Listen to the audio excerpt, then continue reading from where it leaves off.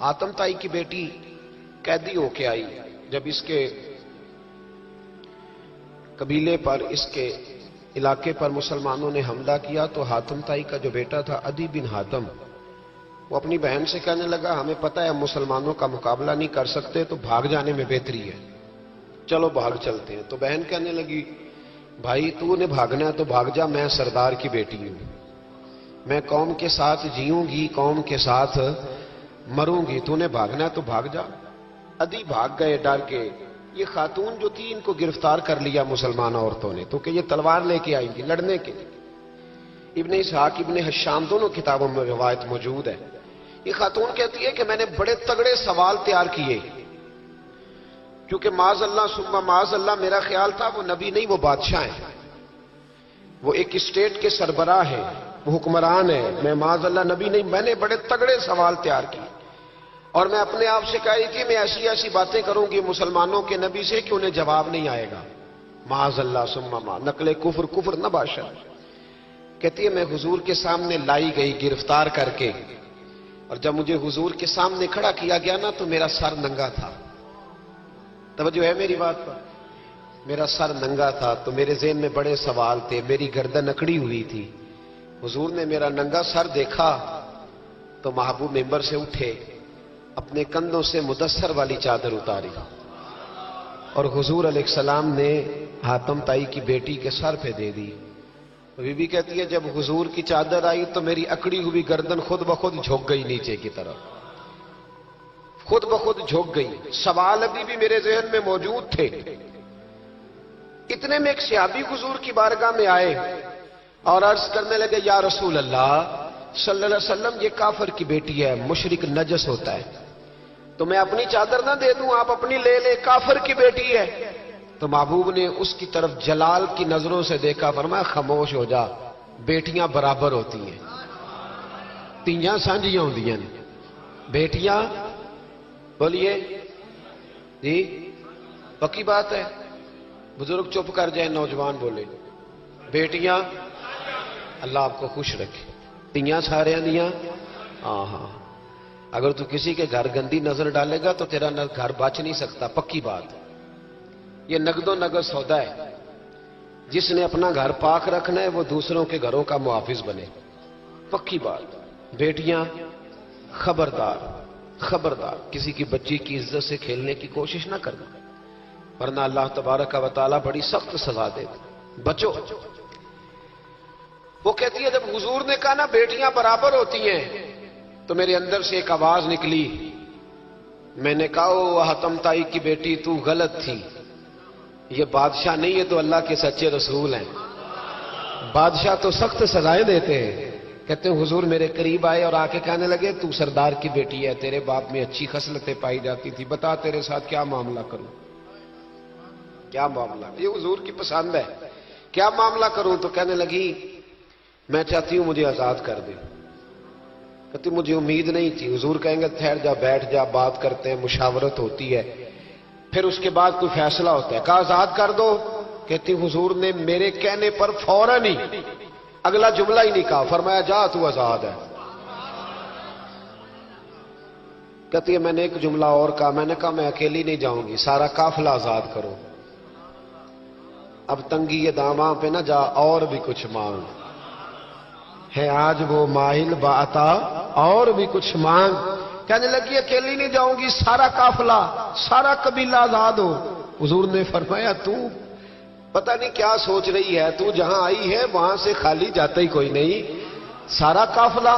حضور نے فرمایا بھی اس کے قبیلے کو کھانا بانا کھلاؤ اور سارے ہی آزاد کر دو. واپس گھر گئی تو اپنے باپ کو، اپنے بھائی کو بلایا، بلا کے کہنے لگی بھائی وہ بادشاہ نہیں وہ نبی ہے، بادشاہ نہیں وہ. کہنے لگی میں دیکھ کے آئی ہوں جو بادشاہ نہیں نبی ہے. تو عدی کہنے لگا میں عورتوں کی باتوں پہ یقین نہیں کرتا، میں خود جا کے دیکھوں گا. عدی کہتے ہیں کہ میں خود جاؤں گا پھر جا کے دیکھوں گا. عدی مدینے آئے دیکھنے، اور جب بندہ کسی کو دیکھنے آتا ہے تو تنقیدی نظر سے آتا ہے. کہتے ہیں میں مسجد نبی میں پہنچا تو کچی زمین پر غلاموں کے ساتھ، ادھر دیکھو یہ بھی تو حضور کی سنت ہے نا، ادی کہتے ہیں میں مدینے آیا تو میں نے نبی پاک علیہ السلام کو غلاموں کے ساتھ کچی زمین پہ بیٹھے دیکھا، اور غلام بھی کون؟ ایک طرف حضرت بلال حبشی بیٹھے اور دوسری جانب حضرت عمار بن یاسر بیٹھے، کہتے ہیں حضور بیچ بیٹھے، کھانا کھایا جا رہا ہے، اور حیران میں اس وقت ہوا جب اسی پلیٹ سے نبی پاک بھی کھا رہے ہیں اور بلال حبشی بھی کھا رہے ہیں ساتھ بیٹھ کے حضور نے۔ ادی کہتے ہیں میرے دل پہ چوٹ لگی، میں نے کہا نہیں یار، یہ بادشاہ نہیں، یہ بادشاہ جو اس طرح غریبوں کے بیچ بیٹھ کے روٹی کھائے، لیکن حضور ایک پلیٹ میں کھانا کھا رہے۔ ادی کہتا میں سمجھ گیا یہ بادشاہ نہیں۔ پھر میرے دل میں شیطان نے وسوسہ ڈالا، میں نے کہا مسجد کچیا ہو سکتا ہے، مکان بڑا پکا ہو، بنگلہ بڑا عالی شان ہو۔ حضور کی عادت مبارکہ تھی جب کوئی مہمان آتا تھا تو یا مسجد میں اصحاب صفہ کے ساتھ رکھتے تھے یا کسی صحابی کو دے دیتے تھے، وہ اپنے گھر لے جاتے تھے۔ ادی کہتے ہیں میں نے جب سلام کلام کیا نا، دل میں خیال تھا کہ گھر بڑا عالی شان ہوگا، تو محبوب فرمانے لگے میرے دل میں خیال ہے، دیکھیے میرے نبی کو اللہ نے کتنا علم غیب عطا فرمایا ہے، کہتے ہیں میرے دل میں خیال ہے۔ مصطفیٰ کریم فرمانے لگے یار تو یہاں نہ بیٹھ، چل میں تجھے گھر لے چلتا ہوں۔ خیال آیا مسلمان نیک و بد پہچان جاتے ہیں، اور محمد آدمی کے دل کی باتیں جان جاتے ہیں صلی اللہ۔ ادی بن حاتم کہتے ہیں حضور مجھے لے کے چلے، جب نبی پاک گھر کی طرف لے کے چلے تو رستے میں ایک بوڑھی اماں مل گئی، پھٹے پرانے کپڑے، کہنے لگی یا رسول اللہ میں آپ کی طرف ہی جا رہی ہوں، ضروری کام ہے۔ تو حضور نے فرمایا چل تو جا رہی تھی، میں خود جو آ گیا ہوں۔ ادی کہتے ہیں چوک میں اس بوڑھی نے حضور کو کھڑا کر لیا۔ کبھی دیکھا آپ نے اپنا وزیر چوک میں کھڑا؟ آپ کو اسی تی ایم پی اے کدی نہیں دیکھا، وزیر تو دور رہ گیا، چوک میں کھڑا کر لیا نبی پاک صلی اللہ علیہ وسلم، اور وہ بی بی اپنے دکھڑے سنانے لگی، کہتے قربان جاؤں وہ دیر تک باتیں کرتی رہی اور نبی پاک سنتے رہے۔ ادی کہتے ہیں میرے دل پہ دوسری چوٹ لگی، میں نے کہا جو اس طرح غریبی سے پیار کرے وہ بادشاہ نہیں، وہ اللہ کے سچے رسول ہیں۔ حضور مجھے گھر لے گئے، جناب سیدہ طیبہ طاہرہ حضرت عائشہ صدیقہ رضی اللہ تعالی عنہا کے حجرے میں، اور حضور جب اندر لے گئے تو ایک چٹائی پڑی ہے کھجور کی چھال کی، وہ بھی پھٹی ہے دو جگہ سے، ایک مٹکا، دو پیالے، ایک تکیہ جس میں کھجور کی چھال بھری ہوئی ہے۔ کہتے حضور مجھے لے گئے، میں نے محبوب کا وہ مکان جنت نشان، میں نے وہ مکان دیکھا جہاں حضرت جبریل حاضری دینے آیا کرتے، میں نے وہ مکان دیکھا جس کے دروازے پہ 70 ہزار فرشتے ڈیوٹی کرتے، میں نے وہ مکان دیکھا۔ کہتے میں حیران ہو گیا۔ حضور مجھے بٹھا کے گئے دوسرے کمرے میں، اور وہاں سے حضور سرکہ لائے، کھجورے لائے، تھوڑا سا کھانا لائے، کہتے میرے سامنے رکھا۔ اب میں نے اس کھانے کی سادگی کو بھی دیکھا، لگے جو مزدور شاہ ایسا، نہ دھن نہ دولت سربراہ ایسا، فلک نشیں کا زمین پہ گھر ہے، میرا پیغمبر عظیم پر ہے۔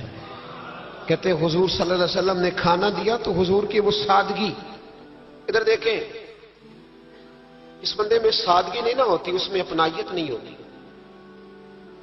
آپ کو سمجھ آئے تب بھی ٹھیک ہے، نہ آئے تب بھی ٹھیک ہے، پر میں آپ کو بڑی بات سمجھا رہا ہوں۔ جس میں سادگی نہیں ہوتی اس میں اپنائیت، وہ تو دیکھتا ہے کہ اس کے کپڑے اس قابل ہے کہ نہیں، میرے سینے سے لگ بھی سکتا ہے کہ نہیں، اس میں اپنائیت۔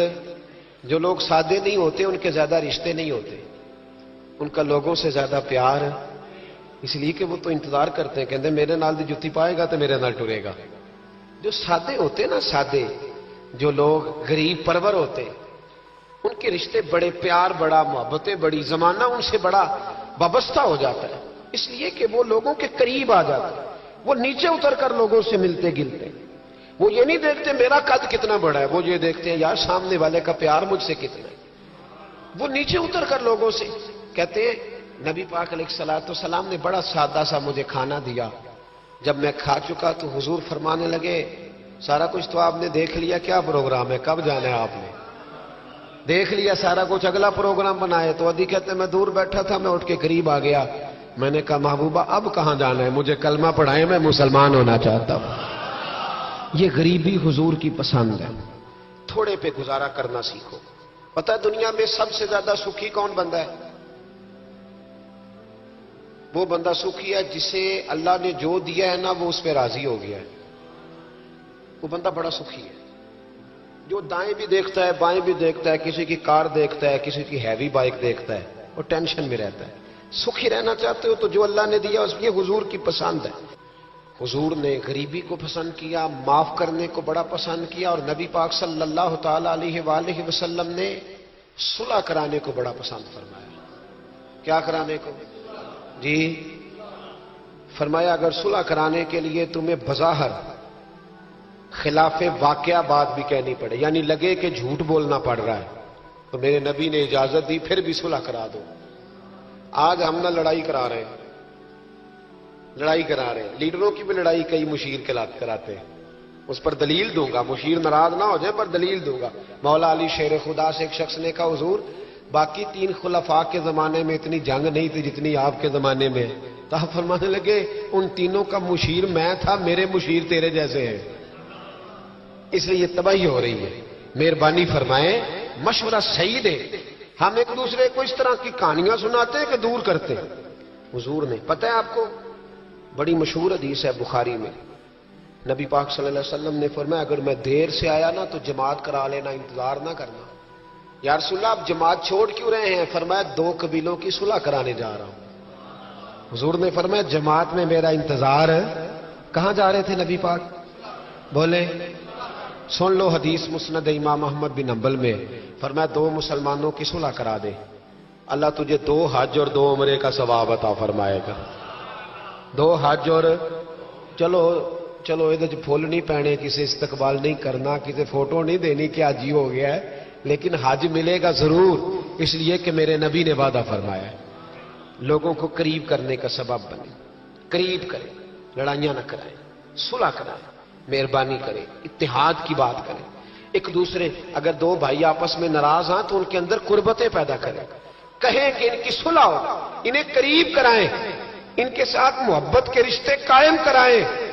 ہم لڑائی کرا کے لوگوں کو اپنے ساتھ سیٹ رکھنا چاہتے ہیں، کبھی سنتے نہیں آپ کہ مدینے سے جو لوگ آئے اور جو مکے سے جو لوگ مدینے آئے اور جو مدینے میں رہ گئے حضور نے بھائی بھائی بنا دیے۔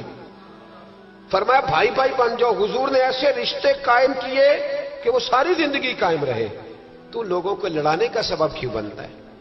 لوگوں کو ملائیں، یہ حضور کی پسند ہے۔ 3 باتیں میں نے عرض کی ہیں، غریبی نبی پاک کی پسند ہے، معاف کرنا حضور کی، صلح کرانا نبی پاک کی، ان تینوں حضور کی سنتوں پر عمل کریں، ملے گا کیا؟ اللہ ہمیں اپنا محبوب بنا لے گا۔